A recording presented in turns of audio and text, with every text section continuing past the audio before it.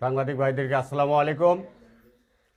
আপনারা হয়তো কিছু জানেন না, আমি আপনাদেরকে ডেকেছি আমার পরিবারের বা আমার ইতিহাসের কিছু কথা বলার জন্য বা আপনাদেরকে জানার জন্য, যেটার জন্য আমি আজকে 17 সাল থেকে 25 সাল পর্যন্ত নির্যাতিত হইতেছি। কেন নির্যাতিত হইতেছি জানি না, এবং কোথার থেকে এগুলো চক্রান্তমূলকভাবে আমার কাছে চাপতেছি ভাই সেটাও আমি জানি না। কিন্তু বিষয় হলো, আমার একমাত্র ছেলে প্রবাসে থাকে। সেই প্রবাসী ছেলে 10 টাকা ইনকাম করে বাবার কাছে পাঠায়। এই ছেলের 10 টাকা খাওয়া যে কত কষ্ট এটা আমি জানি, আমি পিতা, আমি জানি। সেই ছেলে টাকা পাঠায় আমার কাছে, আমি সেই ছেলের টাকায় বর্তমান চলাফেরা করতেছি।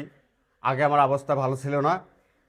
তো এখন বিষয় হলো, আমি যে পরিবারকে নিয়ে এখানে থাকি, আমার আশপাশ ডাইনে বামে কেউ নাই, সহযোগিতা হেল্প করার মতো কেউ নাই। আমি অসহায় এক ব্যক্তি। এই অসহায় এক ব্যক্তির উপরে বারবার একটা করে ঝাঁকি আসতেছি, বারবার একটা করে চক্রান্ত শিকার হইতেছি। কিন্তু কেন হইতেছি?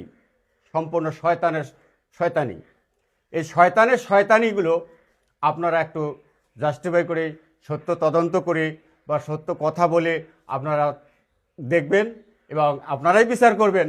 আমার কোনো দোষ, আমার কোনো ত্রুটি থাকলে আপনারা আমাকে সেটা শাসন করবেন, আমাকে সেটা বলবেন, আমাকে সেটা দোষ সাব্যস্ত করবেন, আমি সেটা মানিয়ে নেব।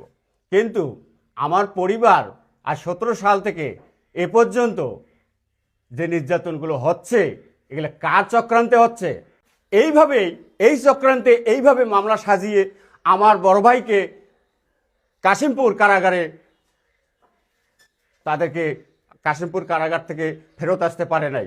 সেখানে কাশিমপুর কারাগারে আমার ভাই ওখানে মৃত্যুবরণ করেছে। ওখান থেকে লাশ এনে আমি মাটি দিয়েছি। আমার ভাইয়ের কি অপরাধ ছিল? এই চক্রান্তগুলো কেন হবে?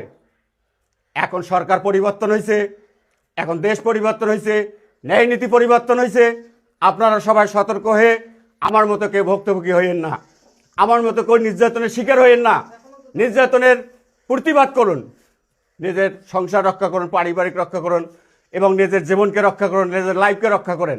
যদি আপনাকে লাইফে কেউ দাঁড়াইতে না দেয়, তাহলে চক্রান্ত শিকার হয়ে আপনাকেই আমার মতো ভুক্তভোগী হইতে হবে।